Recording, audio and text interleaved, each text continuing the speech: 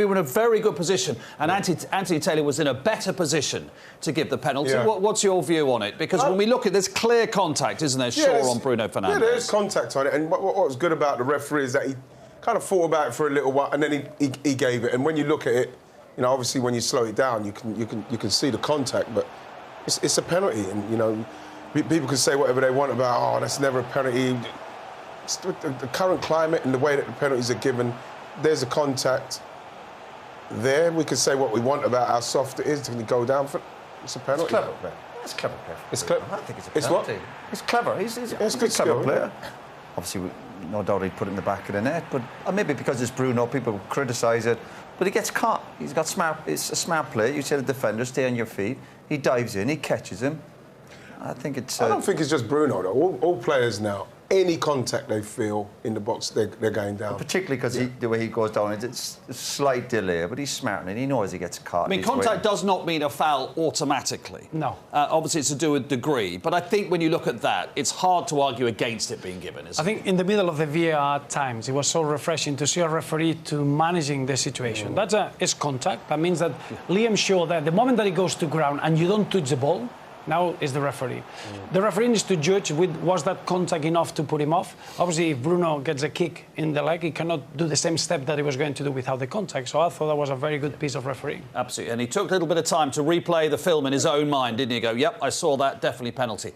Marcus Rashford, particularly in the second half, right down here, very interesting to watch him close up, watch his body language, watch how much he's involved in the game. He had 8 attempts at goal, 4 on target. So those stats say that he was very much involved in the game. But what did you feel overall? I just wanted a bit more. Again, I have high expectations of Rashford. I always want a bit more. He's played a game here. You're thinking he had the shots away.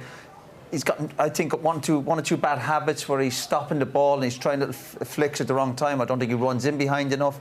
I think we were getting frustrated watching him. I think United fans were watching him. Man United playing against a League One side here. Marcus must walk off the pitch and say, listen, for all these opportunities, I should be scoring. I should be scoring.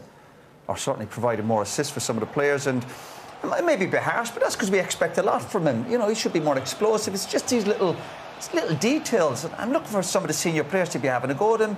And he's got in the habit as well of stopping the ball dead, and that makes it easier to defend. Listen, 1 or 2 shots can go wide, don't get me wrong. But it's just his overall, we're quick to criticise him with his body language. But I just thought there was parts of the game tonight which frustrated me, and hopefully it frustrated his teammates, and said, listen, we expect more from you. Roberto, in what ways is he a different player to the one you played against when you were managing Belgium in the Russian World Cup? I think the first aspect is that he doesn't take as many risks. When you got a player that has got such a great pace and a technical control to dribble players, sometimes you need to take the risk of running into space to then create that space. And he looked everything too safe. Maybe he didn't want to lose the ball. He didn't want to give the ball away. And when you played against Rashford in 2018, the concern was to mark the space first, because he could exploit that, and you couldn't catch him. And today, probably is a different player. He thinks more about receiving into feet, almost delaying more the action, thinking, trying to link up. He was a very different player, but he didn't look a player that he was prepared to take risks as his normal quality would allow him to do. Yeah, I think you just look at his demeanour, and I think that when we're talking about a player that with the potential and the capabilities, you feel like this is a time in his career where we want to see that, where he's going to that next level of legacy, what he's going to try and do at the club. And at the moment, he does feel like, sometimes I think maybe he could cross, yes, he can shoot, but he just feels like he's in a place where something needs to happen for him at the club, or somebody needs to talk to him, because he needs to go to the place where we expect him to be. And at the moment, he seems to be a shadow of that player. We were talking about the Manchester United identity before the game. Can you interpret that winning in any sense about trying to forge that DNA? No, not really. I think that's the problem with United. You don't know what you're going to get when you turn up. The manager there mentions a project. That probably means he'll be gone in the next few months, this dreaded word project. No, I didn't see it tonight with United, and I've not seen it for the last few months. But again, they've won the game. They're in the next round. It's an easy draw again the next time round. But you need better from United, the level of performance and the chances they created tonight. I always expect more. Well, we're going to have a look at the 4th round draw, and when we see where they go, Manchester United, Ian, this is what it's all about. Newport County or Eastern. I think Eric Ten Hag was going, can I have a map? Let's find out where we're going. Magnificent draw. That is what it's all about, isn't it? Magnificent draw for them to get Man United come to their place. You know what I mean? That's what the FA Cup's about, what it will do for those two teams. So, you know, that's fantastic for him. Chelsea, Aston Villa leaps out there. You'd like to see Mason get Ipswich maybe at home or something. Yes. That's what you need for someone like Mason. Yep. Mason, Tier 6, go to Portman Road. Ipswich Cup winners in 1978. Tottenham against Manchester City, 1981. Ricky Villa will be showing the goal again and again. Yeah. Roberto, you remember that growing up? I do. Seeing that Ardiles and Ricky Villa, absolutely Yes. inspirational. Absolutely. Liverpool after winning at Arsenal, home to Norwich or Bristol Rovers. And Fulham against Newcastle. Yeah.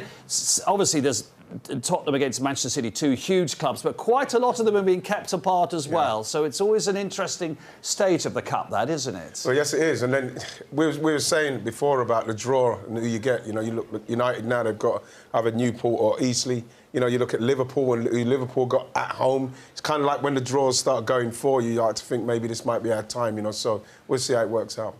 People dreaming even now? People dreaming of Wembley even at this stage? Are they beginning to get a little sniff in the air? I think you show the attitude. I saw the concentration and the focus in Manchester United as this is a title that we're going to go all the way. And I think that during 90 minutes, it's quite easy to see. You're going away from home to a League One stadium. It's easy to lose the focus. I thought Nana gave the tone. The best saves of his game was within the first 3 minutes. I think United are all focused for it. Still a jeopardy about Manchester United, isn't there? Oh, yeah. Which keeps it really intriguing. They could have gone one down after 3 minutes. Yeah, again, and that's the big issue when you think about a big club like Man United. When you turn up week and week out, you don't know what you're going to get. That's not a good sign. But they've won the game. They'll take one or two positives. Yeah. But as I said, I was coming on tonight. I was hoping to see a clinical Man United win 3-4, 5-0 and show that be more ruthless. But again, they just showed that them bad habits they brought in from the Premier League, not being clinical enough. Mm-hmm. You'll be very happy. 2 of your boys scored. It was a really good scouting mission for me, but I think it's unfair. Sometimes football is a scoring game and it's a low-scoring game, but I thought the amount of chances that Manchester United created, the way that they created that numerical advantage centrally, I thought they prepared the game really, really well. Great to have you with us. Thank you very much.